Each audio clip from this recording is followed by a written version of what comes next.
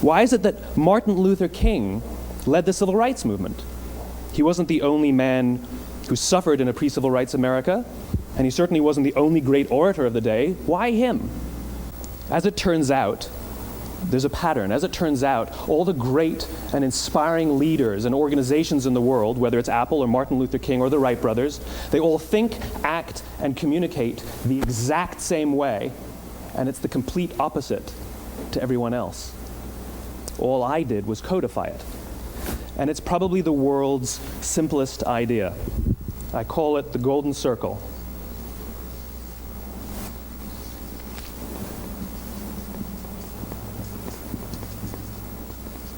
Why, how, what? This little idea explains why some organizations and some leaders are able to inspire where others aren't. Let me define the terms really quickly. Every single person, every single organization on the planet knows what they do, 100%. Some know how they do it, whether you call it your differentiating value proposition or your proprietary process or your USP. But very, very few people or organizations know why they do what they do. And by why, I don't mean to make a profit. That's a result. It's always a result. By why, I mean what's your purpose? What's your cause? What's your belief? Why does your organization exist? Why do you get out of bed in the morning? And why should anyone care? Well, as a result, the way we think, the way we act, the way we communicate is from the outside in. It's obvious. We go from the clearest thing to the fuzziest thing. But the inspired leaders and the inspired organizations, regardless of their size, regardless of their industry, all think, act, and communicate from the inside out. Here's the best part. None of what I'm telling you is my opinion. It's all grounded in the tenets of biology, not psychology, biology. If you look at a cross-section of the human brain looking from the top down, what you see is the human brain is actually broken into three major components that correlate perfectly with the golden circle. Our newest brain, our Homo sapien brain, our neocortex, corresponds with the what level.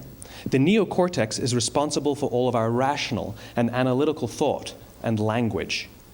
The middle two sections make up our limbic brains, and our limbic brains are responsible for all of our feelings, like trust and loyalty. It's also responsible for all human behavior, all decision-making, and it has no capacity for language. In other words, when we communicate from the outside in, yes, people can understand vast amounts of complicated information like features and benefits and facts and figures. It just doesn't drive behavior.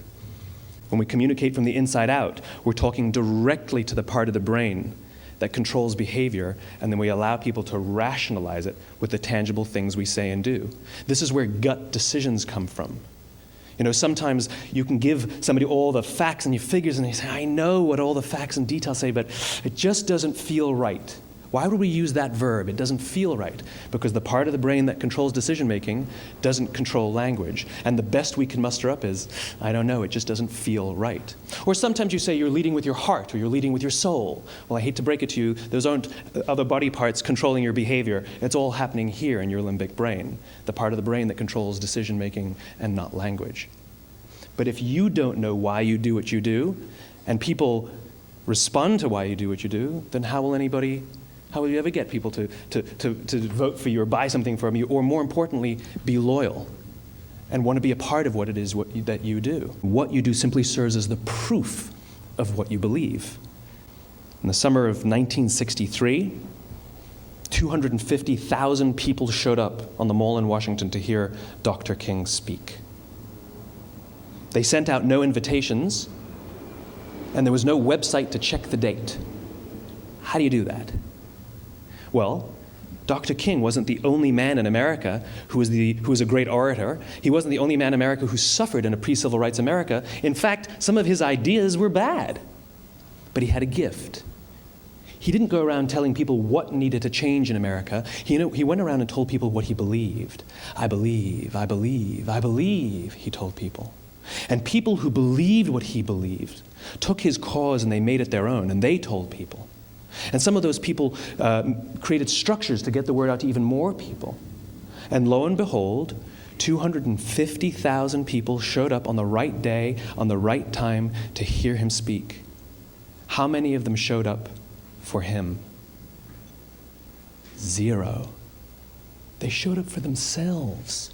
It's what they believed about America that got them to travel on a bus for 8 hours to stand in the sun in Washington in the middle of August. It's what they believed, and it wasn't about black versus white. 25% of the audience was white. Dr. King believed that there were two types of laws in this world, those that are made by a higher authority and those that are made by man. And not until all the laws that are made by man are consistent with the laws that are made by the higher authority will we live in a just world. It just so happens that the civil rights movement was the perfect thing to help him bring his cause to life. We followed not for him, but for ourselves. And by the way, he gave the I have a dream speech, not the I have a plan speech. Because there are leaders and there are those who lead. Leaders hold a position of power or authority, but those who lead inspire us. Whether they're individuals or organizations, we follow those who lead not because we have to, but because we want to.